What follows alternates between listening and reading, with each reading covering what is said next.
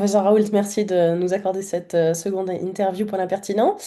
J'ai envie de vous poser une première question à propos de votre passage à Genève. Est-ce que vous trouvez avoir été bien accueilli? Est-ce que vous n'avez pas été trop surpris par les précautions oratoires prises par le Club suisse de la presse à votre égard? Non, écoutez, ça m'importe guère. Voilà. D'accord, parce que enfin j'avais fait un billet là-dessus, sachant qu'un des derniers invités qui est venu avant vous, c'était le président du conseil d'administration de Roche, André Hoffmann, et j'ai remarqué qu'on n'avait pas pris les mêmes précautions oratoires avec lui, donc ce que j'ai souligné qui m'a fait un peu sourire, disons. Non, mais vous savez, il y a quelques éléments clés qui ressortiront à un moment ou à un autre de notre évolution, parce que il y a des éléments pour lesquels je trouve que nos sociétés sont assez malades, hein. La première, c'est de continuer à penser que le but de l'industrie pharmaceutique, c'est de soigner les gens. C'est pas son but. Son but, les gens qui dirigent ça sont là pour gagner de l'argent. Ils ont des primes s'ils gagnent plus d'argent et ils font ça un peu à n'importe quel prix. Et le pire des multirécidivistes, c'est Pfizer, qui a été quand même condamné 107 fois à verser des financements pour quelques milliards de ça. Donc, globalement, à peu près tous sont à un moment ou à un autre parce qu'ils ont corrompu les médecins, parce qu'ils ont fait prescrire dans des conditions qui n'étaient pas adéquates, ou parce qu'ils ont prescrit des matières qui étaient très dangereuses et qui ont causé des morts, des morts. Vous savez, je pense que la crise des opioïdes, plus le Vioxx, plus l'anti-inflammatoire de Pfizer, ça fait plus de morts que tous les morts de l'armée américaine depuis la Deuxième Guerre mondiale, quand même. Hmm. Donc, si vous voulez, là, c'est des choses sérieuses.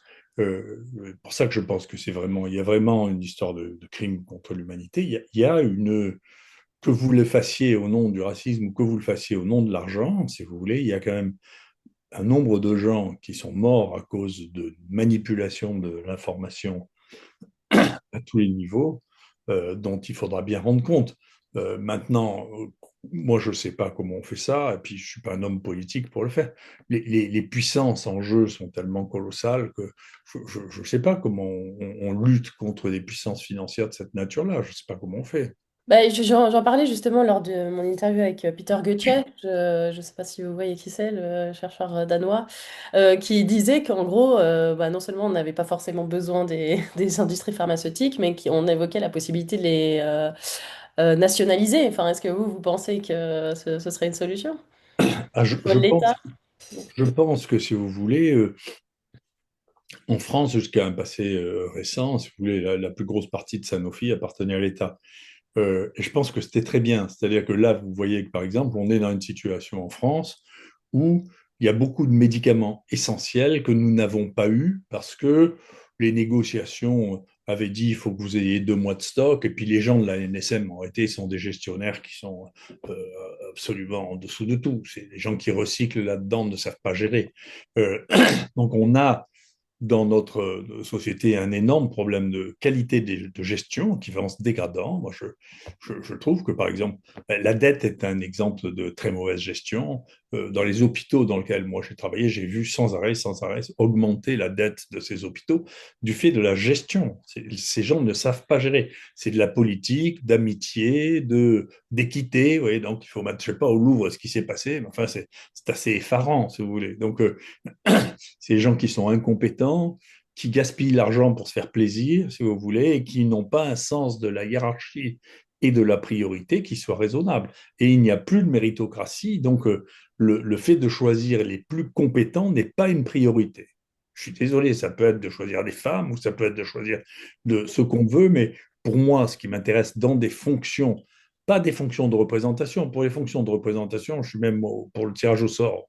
Donc, je trouve qu'il devrait y avoir 50-50. La représentation, c'est la représentation, ça doit représenter la population. Moi, ça me va très bien.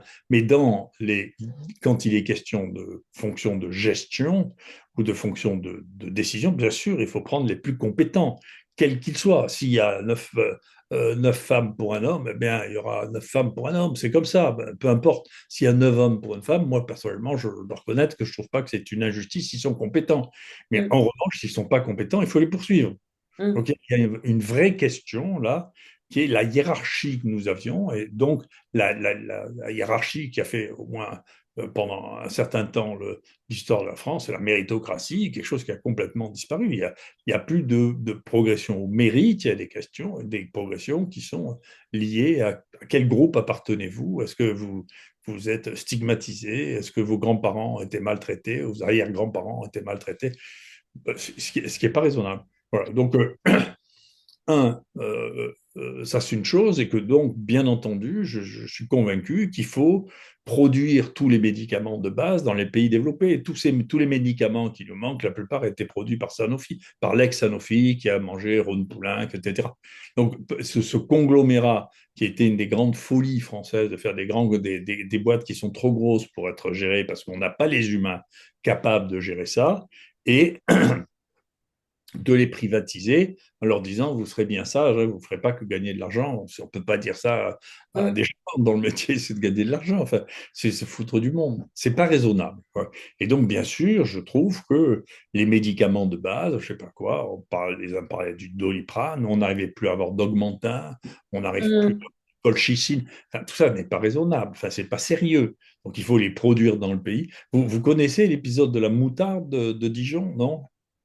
Ah, j'ai entendu dans une de vos interviews, justement, je crois qu'il n'y avait plus de moutarde, et puis, non, non, je sais plus. Mais toute la moutarde était faite au Canada où il y a eu une sécheresse, et en Ukraine où s'est passé des événements dont vous avez dû entendre parler. Donc il n'y a plus eu de moutarde, on ne pouvait plus faire. Et moi j'ai appris que la moutarde de Dijon, elle était faite avec l'importation de la moutarde soit d'Ukraine, soit du Canada. Et donc il a fallu qu'ils se remettent à cultiver la moutarde, ce qui n'est pas très difficile d'ailleurs, en Bourgogne. Et donc cette espèce de vision de la mondialisation heureuse et du global village est fausse, c'est pas vrai. C'est pas Mm. vrai.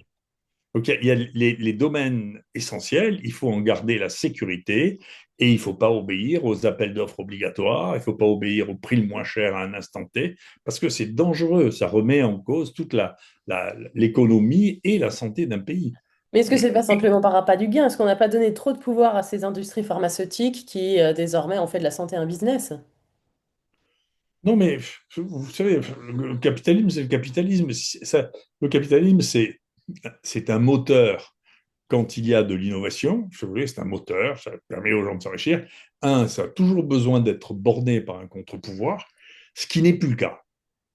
Ce pouvoir, le pouvoir de l'argent à ce niveau-là n'a plus de contre-pouvoir. Et on le voit bien, puisque vous pouvez tuer des centaines de milliers de personnes et ne pas aller en prison. Donc, c'est incroyable. Chez nous, il y a un gosse vole dans un supermarché, on peut le foutre en prison quand même, hein.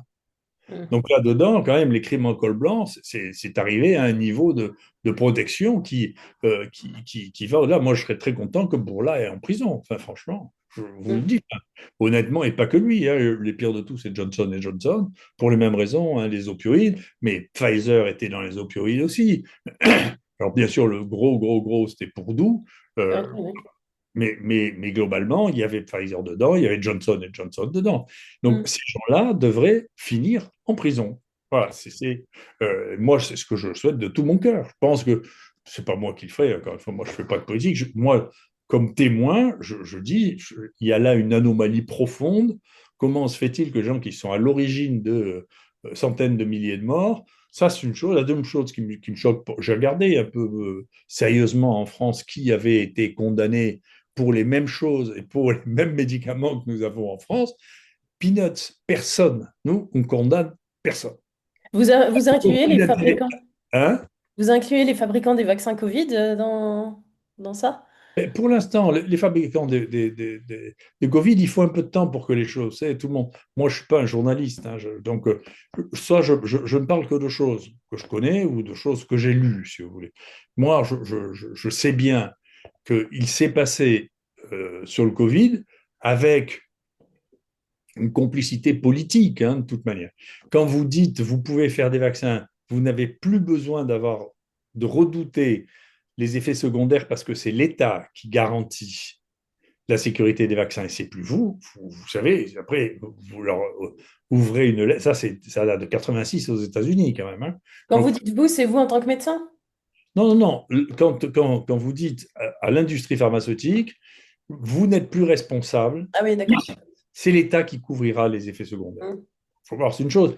Et ensuite, comme je m'excuse, la plupart des gens qui sont censés réfléchir à ça ou qui devraient l'avoir ou dont on estimait qu'ils auraient pu le faire ne réfléchissent pas.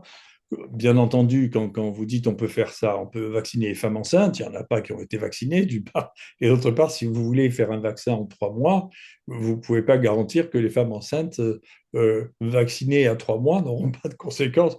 Ça défie à la nature, ça, vous voyez. C'est-à-dire qu'on arrive à faire gober un truc pareil, ça dépasse l'entendement. Vous voyez, c'est un truc, c'est très étrange. Et Mm. donc, on est arrivé dans une situation d'étrangeté, que moi j'appelle un monde entièrement factice, si vous voulez, dans lequel il y a des gens qui disent et qui répètent les choses. Et si vous ne répétez pas comme eux, ben, mon Dieu, vous avez le droit à tous les noms d'oiseaux. Mais tout Mm. ça n'est pas, je ne sais pas comment ça se terminera. De toute manière, je trouve que l'état général des pays occidentaux est très très mauvais. Donc ça, c'est un des éléments de truc. Mais qui va, je ne sais pas où ça ira, parce que quelques auteurs qui connaissent un peu l'histoire disent ah, ben, ça ressemble en France à 1788, il y a de ça, hein, une dette abyssale, un pouvoir détesté.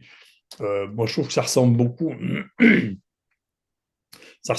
à la disparition de la République romaine. Tu vois, la République romaine a disparu à partir du moment où l'Empire le romain s'est constitué, et en particulier avec la conquête de l'Asie, où des tonnes d'or sont arrivées et des particuliers, Crassus, pouvaient se payer une armée plus forte que celle de l'État.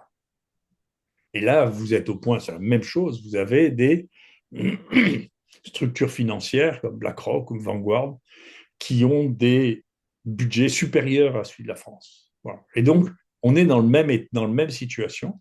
Et on ne sait pas, moi je ne sais même pas, si vous me demandiez qu'est-ce qu'on fait pour avoir un contre-pouvoir contre ça, moi je n'en sais rien du tout. C'est une puissance financière. En réalité, leur puissance financière est plus grande que celle des États-Unis parce qu'eux n'ont pas de dette. Mm. Donc c'est la plus grande puissance financière au monde, c'est BlackRock. Et bien entendu, BlackRock a des pions dans tout ce dont on parle, hein, l'industrie, la presse scientifique, la presse tout court. Comment on fait contre quelque chose qui est un empire? C'est un empire financier maintenant. Ouais, Mm. vraiment, c'est un empire financier qui dépasse tout. Comment on fait contre ça? Moi, j'en sais rien. Mais vous, dans votre carrière, dans votre expérience, est-ce que vous avez déjà pu constater, je me doute un peu de la réponse, mais du pouvoir, enfin de la mainmise de l'industrie pharmaceutique dans ce milieu-là, dans le milieu de la science et de la médecine? Oui, mais tout le monde le sait, monsieur. Il n'y a pas de médecin en particulier. Des médecins, moi, écoutez, quand j'étais à peine interne, comme les gens imaginaient que j'aurais un certain avenir, ce qui était pas faux.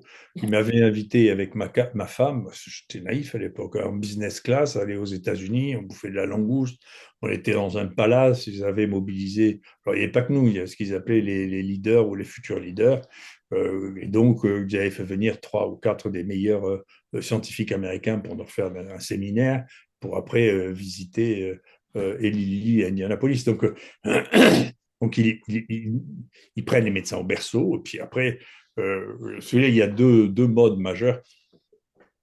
Il faut voir tous les congrès scientifiques médicaux. Les seuls qui aient lutté un peu contre ça, c'est les États-Unis. Les États-Unis ont des sursauts quand même, hein, de lutte contre la criminalité en col blanc, régulièrement. Mm. C'est difficile parce que la puissance est considérable, mais ils se sont rendus compte que les congrès scientifiques, en réalité, c'était du tourisme scientifique. C'est du tourisme payé par l'industrie, donc on vous invite, on paye le voyage, on vous met dans un magnifique hôtel, tous les soirs vous mangez dans un super restaurant, et tout ça, c'est considéré comme étant participer à la science. Ça participe à rien du tout. C'est juste une manière Assurer de votre d'apprivoiser. bienveillance, de votre accueil. Voilà, on apprivoise les gens. Moi, je ne sais pas si vous voulez apprivoiser quelqu'un, mais voilà, mettez, il y a deux moteurs essentiels, vous savez, c'est l'argent et le sexe. Mhm. Bah, d'ailleurs, les deux étaient utilisés d'après ce qu'on a vu dans les documentaires et films qui relataient l'histoire de Bien sûr, l'Occident. Hein. bien sûr, Bien bien sûr. fait. Moi, j'ai connu à l'époque, dans l'explosion, moi, mon contact avec l'industrie, c'était l'époque de l'explosion des antibiotiques, hein. Non, Roche d'ailleurs, hein. Et à l'époque, c'était une vraie politique de recrutement de jeunes belles femmes, si vous voulez, qui étaient gentilles, complaisantes, hein, voilà. Et donc, je me souviens très bien de celle de Roche, parce qu'on parlait de Roche. Oui. Donc, il y avait tout un mécanisme, si vous voulez, un mécano, qui était la même chose. La corruption, c'est la même où que vous alliez. Mm. Et c'est pour ça que je, je, je, je souhaite qu'ils prennent les plus grandes précautions. Mais vous savez, RF Kennedy, actuellement, il lutte comme. C'est très intéressant l'histoire de Kennedy. Comme ça, je vous livrerai pour la première fois une réflexion que je n'ai pas portée ailleurs parce que j'ai pensé récemment. La famille Kennedy, c'est une famille très intéressante. Le grand-père Joe était trafiqué avec les bootleggers et la mafia. Ok. Donc, ces deux enfants ont lutté contre la mafia, alors qu'ils ont été élus peut-être avec l'aide de la mafia du fait des connexions de leur père. D'accord. Ils ont lutté contre la mafia, ils ont été tués tous les deux. Les petits-enfants, il y en a un qui lutte contre la nouvelle mafia, qui sont la pharmacie, l'industrie pharmaceutique, et il y a l'autre petite fille qui lutte contre son cousin germain au profit de la mafia. C'est intéressant. Donc, c'est Oui. une famille dans laquelle les rapports avec la mafia, que ce soit la vieille mafia italienne des bootleggers ou que ce soit la mafia actuelle de l'industrie pharmaceutique, eh bien, il y a des connexions dans un sens ou dans l'autre. C'est très intéressant. Mm. Probablement pas par hasard, ça veut dire qu'ils savent comment ça marche, hein. Donc, on ne pouvait pas apprendre, si vous voulez, à Bob Kennedy comment marchait la mafia. Il la savait parfaitement, hein. Mm. Mais j'ai l'impression qu'il y a un peu de naïveté peut-être de leur part. Enfin, en tout cas, j'ai interviewé le nouveau directeur du NIH, Jay Bhattacharya, qui semblait pouvoir dire que c'est qu'on allait pouvoir renverser le mécanisme en route et puis mettre en fait la santé au-dessus du business. Mais est-ce que c'est pas un peu naïf selon vous? Ah, encore une fois, je sais pas juger ces choses-là. Je crois que Vous pensez qu'on y arrivera?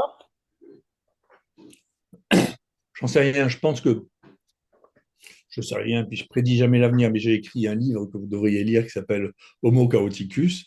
Je vous conseille de le lire parce que les civilisations disparaissent. Voilà. Et la nôtre, mon avis, elle est en train de disparaître. C'est ce que je crois. Parce que je ne vois pas d'issue, si vous voulez, je vois par mon propre, j'ai mes réflexions personnelles, philosophiques, j'ai la connaissance de biologie sur ce que l'on sait maintenant de l'évolution, qui n'a rien à voir avec ce que l'on imaginait il y a quelques décennies. Mais là, on commence vraiment à toucher les choses. Mais je vois pas comment. Donc je pensais bien, parce qu'il y a pas de civilisation qui s'écroule pas. Donc souvent de manière très mystérieuse, on ne sait pas comment, on ne sait pas pourquoi ça s'écroule. Mais là, si vous voulez, et ça concerne la Suisse, hein, ne vous croyez pas à l'abri de ça, hein.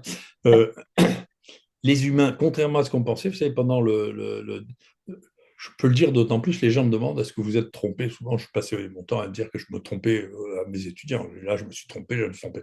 Il y avait quelque chose qu'on appelle l'effet de Flynn, si vous voulez. Vous connaissez ça? Non. Était pendant tout le XXe siècle, si vous voulez, avec la scolarisation, l'éducation, etc., on a vu monter le quotient intellectuel du monde. D'accord? C'est intéressant. Donc, on a regardé ça et donc on pensait que les choses allaient continuer. Et moi, je me suis laissé prendre à ça. On pensait vraiment que la généralisation de l'éducation, si vous voulez, allait augmenter le QI. Et Mm. c'est l'inverse qui s'est passé. C'est-à-dire que depuis, les seuls qui aient vraiment fait une étude très propre, très correcte, etc., qui fait hurler tout le monde, hein, c'est les Norvégiens, parce qu'ils ont les tests de QI qui ont été faits sur, je sais pas, 40 ou 50 années, et en plus, du coup, ils peuvent les comparer à leurs parents. Et donc, c'est pas qu'il y a un biais de recrutement, parce que dans la même famille, les gens ont un QI qui baisse. Mm. Mais depuis quand? 21e siècle. Mm. Ouais, ça m'étonne pas. Au moins 5 points de QI. Ça m'étonne pas. Non, moi non plus. Après, on l'explique comme on veut, mais les explications, elles valent ce qu'elles valent. Mais Mm. en tout cas, et je peux vous dire, j'avais même fait un calcul. dont je n'ai pas parlé avant qu'il ait été validé par une étude qui a été faite. Mais moi, quand j'ai passé mon baccalauréat, il y avait dans la population française 7% des gens qui passaient le baccalauréat. D'accord? Mm, Et les gens qui avaient un calcul qui avait été fait, les gens qui passaient le baccalauréat avaient au moins 115 de QI. D'accord? Mais la moyenne du QI, à mon époque, par définition, était de 100, parce que ça avait été défini comme ça. 100, c'était la médiane. D'accord? mm, Mais maintenant, la, la médiane est de 95. Et il n'y a pas 7% des gens qui passent le bac, il y en a 85%. Ça veut dire, moi j'avais calculé, si la courbe de Gauss peut être tracée à partir de ça, c'est que maintenant, la médiane des gens qui passent le bac, c'est entre 80 et 85 de QI. mm. Et ça vient d'être confirmé. Les gens regardaient, voilà, quel est le QI qu'il faut pour passer le bac. Mais je trouve que la question, c'est est-ce que c'est la poule qui pond l'œuf ou l'œuf qui pond la poule? Est-ce qu'on on baisse le niveau pour s'adapter aux gens ou est-ce que les gens s'adaptent à la baisse de niveau? Vous voyez ce que je veux dire? Ou les gens deviennent de plus en plus chiants. Vous savez, je réponds jamais à une question qui est pourquoi. J'en sais rien du tout. Ce que j'ai vu, c'est que non, je crois, moi je me rappelle, hein, le premier en France qui dit ça, c'était Chevènement, donc je crois que c'était un type honnête, hein, très honnête. Et je comprenais ce qu'il disait. Je disais, non mais c'est vrai, si on, bien sûr, on a vu pendant le XXe siècle monter le QI, et donc on doit pouvoir pousser les gens. Puis j'ai changé une fois, j'ai été, quand on devient prof à l'université, on doit faire au moins une fois président d'un bac. Mm, J'ai vu les notes du bac, enfin ce qu'écrivaient les gens du bac à l'époque, je parle, c'est pas hier, hein, c'est 88, 89, j'étais déjà effaré. D'accord. Et mm, donc là maintenant, ça montre que c'est pas vrai simplement, c'est-à-dire que vous donnez un mythe, et moi je vous assure que j'ai vu des gens qui ont maintenant une thèse de science et qui n'ont pas le niveau que les gens qui étaient nécessaires pour passer le BEPC à mon époque et qui ont une thèse de science et qui créent une énorme frustration parce qu'ils ont une thèse de science, ils ont des métiers qui ne correspondent pas à ce à quoi correspondaient les métiers des gens qui ont passé une thèse de science il y a 30 ans.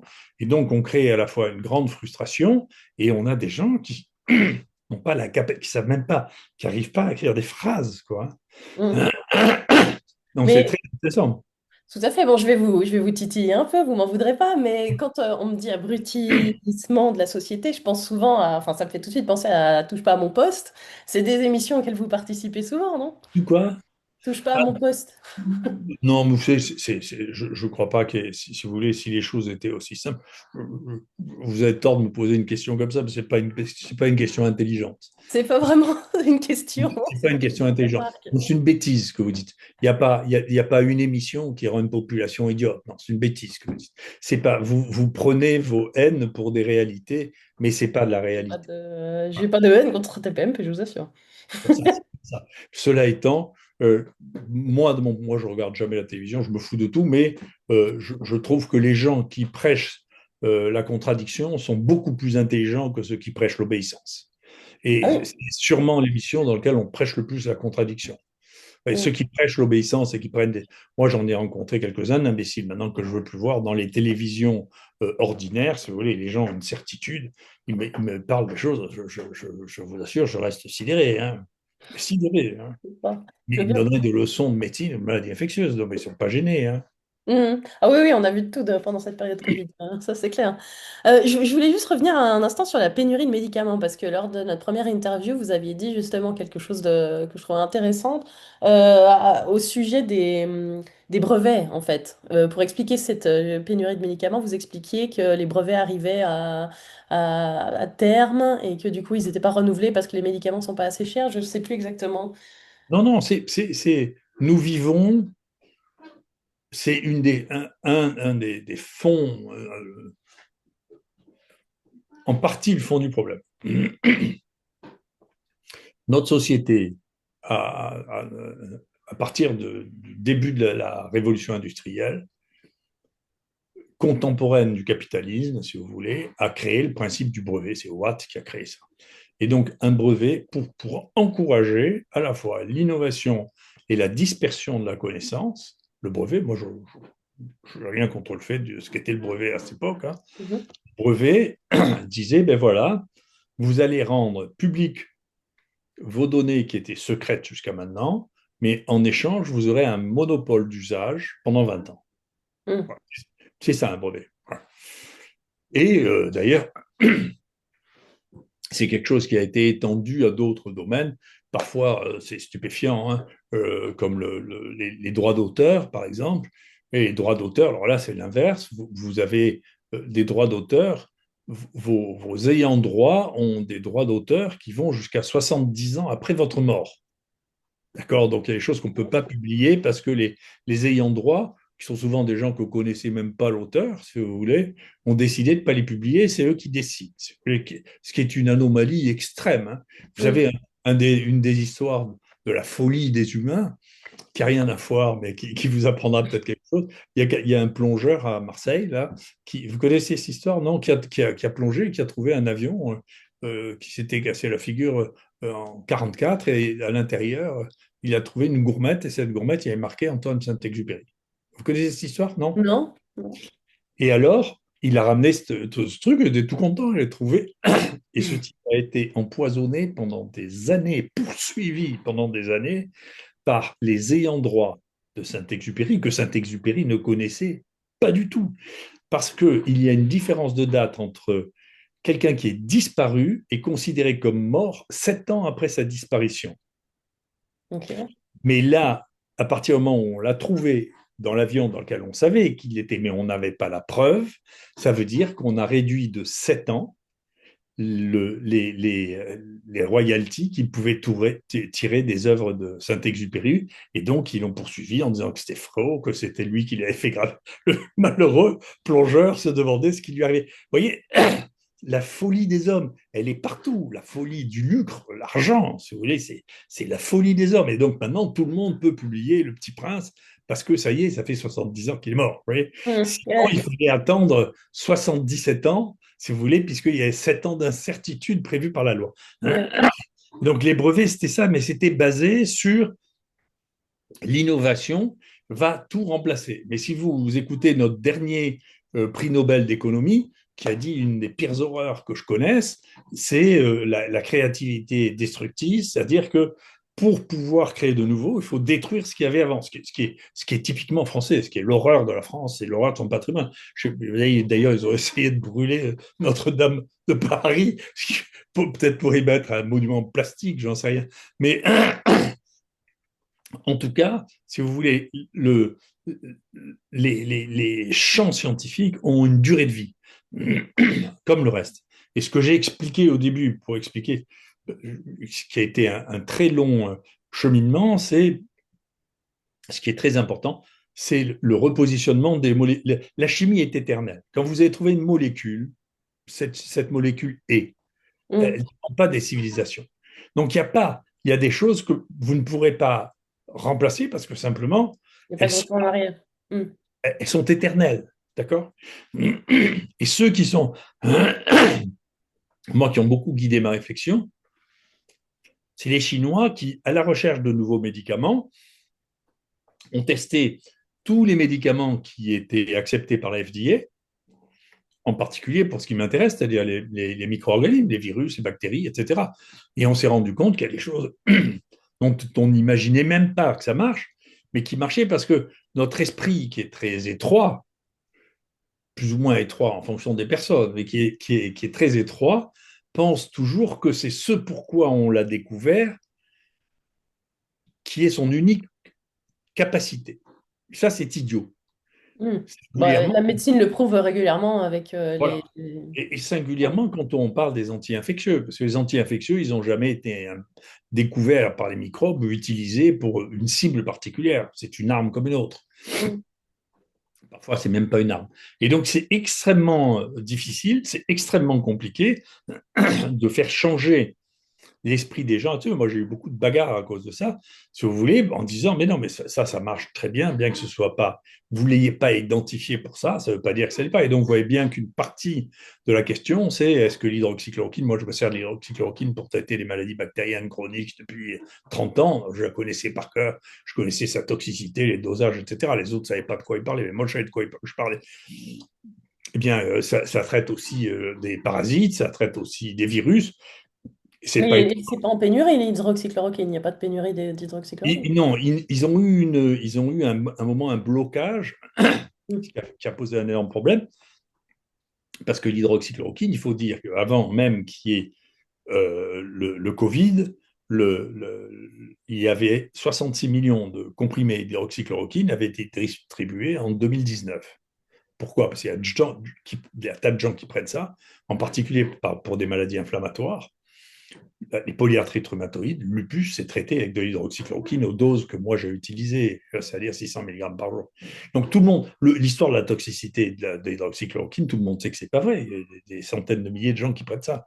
Donc, et ça pose un problème, le fait de lutter contre l'hydroxychloroquine pour pas que les gens s'automédiquent ou arrivent à en avoir, ils n'arrivaient même plus à en donner au lupus ou aux polyarthrites rhumatoïdes qui prennent Mm. ça depuis 15 ans sans le moindre inconvénient d'ailleurs, qui vont très bien. Vous voyez. Donc Oui. c'est un énorme problème. C'est-à-dire que l'inventaire du mensonge, si vous voulez, dans cette opération sur le recyclage, c'était la même chose pour l'ivermectine aux États-Unis. Moi, j'ai peu utilisé l'ivermectine parce qu'on était content de l'hydroxychloroquine. Mais aux États-Unis, quand même, la FDA, c'est récent, hein, je crois qu'il y a que 4 ou 5 mois qu'ils ont retiré les affiches de la FDA et qui disaient si vous n'êtes pas un cheval ou une vache, ne prenez pas Mm. d'ivermectine parce que c'est un médicament vétérinaire. Et vous savez, l'ivermectine, c'est le meilleur. Moi, j'ai publié là-dessus, puis d'autres qui ont publié là-dessus. C'est le meilleur traitement. Péros, hein, vous prenez un jour de traitement, c'est le meilleur traitement pour les poux de tête, hein, et de corps. Et c'est la gale aussi, on est d'accord, hein, c'est ça. Et la garde aussi. Ouais, ouais. Mais il n'y a pas eu d'AMM. Donc, si vous le faites, vous pouvez le faire, mais hors AMM. Donc, peu importe, on a le droit de prescrire hors AMM. En réalité, ce qu'aura montré cette grande folie française, c'est que le médecin est responsable de son traitement, quoi qu'on lui dise, et même si c'est hors AMM, c'est lui qui décide. Ça, c'est Mm. très bien. C'est que la Cour de justice européenne a clarifié ça. Et c'est très bien, malgré tout ce qu'il disait. Euh, et nous, on a eu d'ailleurs, un de mes collègues a été embêté par ce ministère pour l'hydroxychloroquine. On a sorti le plus grand juriste de la santé en France qui a dit, vous savez, le décret de M. Véran ne s'applique pas parce qu'un décret est inférieur à une loi. Donc, tant que vous n'avez pas supprimé la loi, vous ne Mm. pouvez pas faire un décret qui contredise la loi. Donc, Mm. ces gens ne connaissent même pas la loi, hein. C'est des Bon. De imbéciles. toute façon, Donc, à la vitesse où on se bat contre les imbéciles. Hein. à la vitesse où ils changent de ministère, ils n'ont pas le Non, temps. mais ils ont des cabinets, mais les cabinets, c'est fait d'imbéciles aussi. C'est des gens qui ne veulent que passer le tour suivant. Vous savez. Ouais. C'est- Ouais. c'est- il y Mais a, la d'ailleurs, colchicine, c'est pas une question de brevet. Pourquoi il n'y a plus de colchicine? il n'y a plus de colchicine, j'en sais rien, parce que c'est générique. Si vous en voulez, il faut en commander en Inde, c'est tout. En Inde, vous en avez tant que vous voulez. En Afrique, vous en avez tant que vous voulez. En Italie, vous en avez, mais c'est la gestion française. C'est que c'est des mauvais gestionnaires, c'est tout. Mm. Donc, ils sont pas. Avant, c'était Sanofi qui faisait ça. Sanofi l'a abandonné. Et donc, maintenant, ils commandent ça eux-mêmes à des fabricants de génériques qui s'en foutent parce que le grand jeu de la NSM, ça je peux vous le dire, parce que le premier directeur de la NSM, c'est un de mes amis, et il avait fait une conférence chez moi en disant, vous savez, le grand jeu de la NSM, c'est de baisser sans arrêt le prix des génériques alors qu'on laisse passer les nouveaux produits à des prix qui sont complètement délirants. Donc, au bout d'un moment, si les génériques, vous ne les payez pas le prix qu'il faut, eh bien, ben voilà, vous êtes le dernier client servi, et puis voilà. Et quand vous voyez les amendes qu'ils ont dit, alors on s'est beaucoup battu parce qu'ils n'ont pas servi, on a mis 8 millions d'amendes, on rigolait. Est-ce que c'est 8 millions d'amendes dans ce désastre? On parle que de milliards, oui. Ouais. Je sais pas, Pfizer a fait 250 milliards de chiffre d'affaires l'année dernière. Enfin, on parle de 8 Et millions c'est d'amendes. indécent. Je C'est voulais, excusez-moi, je voulais vous demander votre avis sur le cannabis thérapeutique. Je ne sais pas si vous avez des connaissances. non, je n'ai pas d'avis. Globalement, si vous voulez, il y a une chose sur laquelle j'ai un avis depuis très longtemps, je l'ai écrit et donc je suis toujours d'accord avec ça. Et j'ai écrit avant que les choses explosent. Si vous voulez, il y a eu une dérive médicale très importante qui a fait que finalement, est-ce qu'il était important de soigner les malades ou de leur faire plaisir? C'était une dérive colossale, chez nous comme aux États-Unis. Aux États-Unis, en faisant, là, vous savez, maintenant, cette espèce de folie qu'il y a maintenant partout en Europe, est-ce que vous êtes content des soins vert, jaune, rouge, vous voyez. Et ils demandaient ça aux gens qui étaient passés par les urgences en particulier. Et le niveau de financement était relativement proportionné au degré de satisfaction. D'accord. Et c'est comme les gosses, si vous leur filez les bonbons, ils sont contents, mais ça ne veut pas dire que c'est bon pour eux. D'accord. Et les bonbons qu'on a donnés aux malades, c'est des antalgiques de plus en plus puissants. Et donc, moi, quand j'ai vu partir l'épidémie de morphine et d'opioïdes, j'ai dit, il faut faire très attention. Moi, j'ai eu une interne avec qui je me suis disputé. Enfin, dans la visite, il y avait une gosse qui était rentrée pendant la nuit, qui avait 19 ans, qui avait une angine douloureuse. Elle avait une perfusion de morphine pour une angine douloureuse. Mm. D'accord. Tellement, le premier point, c'est surtout, il ne faut pas qu'ils souffrent, pas qu'ils aient mal. La question, c'est plus le diagnostic. Et nous, on a des anecdotes comme ça de méningites qui sont rentrées à la maison, de péritonites qui sont rentrées à la maison, parce qu'une demi-heure après avoir foutu une perfusion de morphine, ils n'avaient plus mal. Mm. La douleur, c'est un symptôme. C'est pas une maladie, la douleur, c'est un Oui, symptôme. oui, c'est ça. Quand vous avez des douleurs chroniques, des neuropathies chroniques ou des douleurs chroniques, que vous fassiez prendre ça en charge dans des centres antidouleurs, c'est une chose. Mais là, l'Oxycontin, ça a été, le tramadol, c'était distribué comme des bonbons. Et Mm. donc, au bout de 7 jours, en réalité, vous êtes addict à ça. Mais il n'y a Mais pas c'est eu de comme ça. en France qui a été fait pour ça. Je dis, pour nous, il n'est pas poursuivi en France. Hein. Pas question. Mm. Les Français, on risque pas ça. Merck n'a pas été poursuivi. Les gens qui ont porté plainte contre le Vioxx, parce qu'il y a eu des morts par arrêt cardiaque après le Vioxx, 50 000 morts estimés aux États-Unis. En France, on a pris le Vioxx aussi, mais quand il y a des gens qui ont porté plainte, ça a été classé sans suite. Mm. Donc, on est déjà, ce pays est dans l'état de, enfin, cette civilisation est dans l'état de délabrement assez étonnant, mais en France, dedans, on est les pires en termes de conflits d'intérêts, de négligence sur les médicaments et de gestion de médicaments.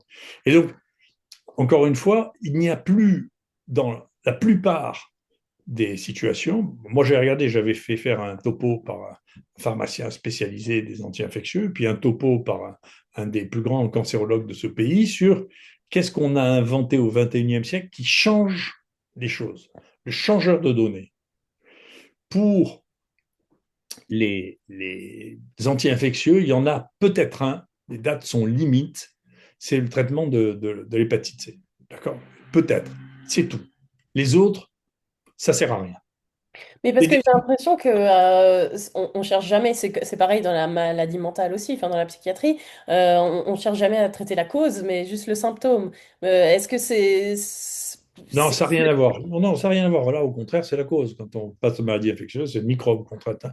Non, non, c'est la cause. Mais simplement, c'est pas vrai. Il y a une campagne Natox qui va repartir maintenant. Moi, je me suis beaucoup disputé. Maintenant, mon temps est passé hein, contre cette intoxication sur la résistance aux antibiotiques. Bah, pareil, orchestré par l'OMS et tout. On va tous mourir de résistance. C'est un mensonge éhonté. C'est pas vrai. Voilà. C'est pas vrai. Voilà. Et donc, mais si vous dites pas ça, vous n'arriverez pas à faire payer les États, faire payer par les États l'industrie pharmaceutique, parce qu'il faut voir que tous ces produits, c'est nos impôts qui on finance l'industrie pharmaceutique qui nous les revend 10 fois plus cher. C'est une histoire qui est complètement fantasque. Donc, mais vous n'arriverez pas à faire admettre par la population qu'on finance directement l'industrie pharmaceutique pour des problèmes qui n'en sont pas. D'accord. Mm. Donc, c'est pas vrai. Tout ça n'est pas vrai. Je vais vous donner un exemple, effectivement, pour vous dire comment ça marche, l'industrie pharmaceutique. Ce qui a rapporté le plus de ces dernières années dans l'industrie pharmaceutique. Viagra. Non, non, non, non, non, non, vous êtes trop vieille, hein, vous n'intéressez pas à la modernité. La chose qui a rapporté le plus d'argent de tous ces dernières années et le plus d'argent de tous les temps en une année, c'est le vaccin de Pfizer. Jamais rien n'a rapporté autant d'argent. Rien. Et si vous regardez ce qui rapporte de l'argent, eh bien, il y a les vaccins, il y a les nouveaux anticancéreux qui ont un prix fou, et puis les médicaments sida-hépatite. Et les médicaments sida-hépatite, comment est-ce qu'ils ont été commercialisés? C'est un truc, parce que ça, je connais, c'est mes voisins, ceux-là. Et donc, vous savez, dans le sida-hépatite, il y a une chose qui est très... je vais vous apprendre quelque chose, écoutez bien, qui est très particulière, c'est que on sait que les gens ont une hépatite chronique, ou on sait qu'ils ont le sida, parce qu'ils ont des virus dans le sang. C'est clair jusque-là. Mm. Vous me suivez? Oui, on peut pas le nier, c'est dans le sang. Eh bien, donc, quel est le sens? Donc, si vous voulez savoir si ça marche, en réalité, c'est pas très compliqué, c'est ce qu'on fait d'ailleurs dès que dès qu'on leur donne un traitement, on mesure la charge virale. Quand il n'y a plus de virus, il n'y a plus de virus. Éventuellement, vous pouvez attendre quelques temps pour voir si ça rechute. mais il n'y a plus de virus. Donc à quoi ça rime de faire des essais en double aveugle? À quoi ça sert? Mm. Oui, oui, c'est ce que. D'accord, ouais, je vois ce dont vous.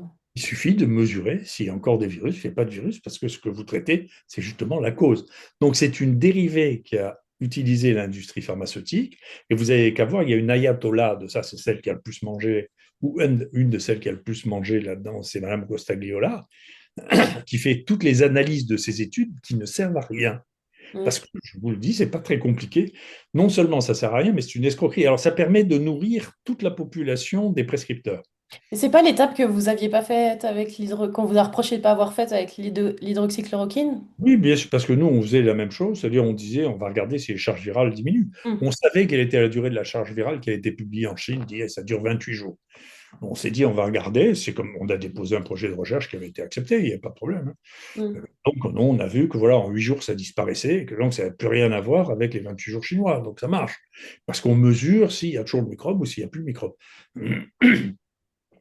Mais vous, si vous regardez donc cette histoire de randomisation, je vous raconter comment on monte une des plus belles escroqueries, ces gros escrocs Gilead aussi, gros, gros, gros. Euh, pour l'hépatite C, qui était un énorme problème, majoritairement d'ailleurs, essentiellement, les plus grandes épidémies étaient iatrogènes. Ça aussi, il faut le dire, c'est la vaccination au Japon contre la grippe. Ils utilisaient 3 fois de suite la même seringue. Ça a foutu une épidémie d'hépatite C qui était monstrueuse chez les gosses, hein. Et puis le lac Nasser qui a foutu une épidémie de bilharziose qui a été traité par injection avec des seringues non jetables et qui a foutu voilà, les deux zones majeures dans lesquelles il y a eu le plus d'hépatite C, ça a été ça. Et ensuite, ça a été les, les, euh, les toxicomanes avec qui utilisaient des seringues qui n'étaient pas à usage unique. Très bien. Quand les produits ont commencé à être sortis, que Gilead a racheté ça, parce qu'il n'y a pas de recherche chez Gilead, hein, ils ont racheté ça dans une start-up qui avait un produit qui marchait, qu'est-ce qu'ils ont fait? Eh bien, ils ont fait une étude randomisée en double aveugle, c'est-à-dire que avec un placebo, bien sûr, comme je vous ai dit, ça ne sert à rien, bien sûr, hein.